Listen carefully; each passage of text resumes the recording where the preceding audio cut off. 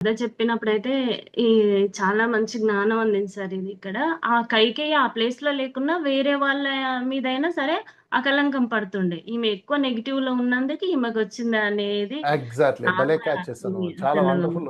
నువ్వు వండర్‌ఫుల్‌గా క్యాచ్ చేసావు. చాలా మంచి పాయింట్ చెప్పింది ఈ ఇట్లా అమ్మాయి చూడండి.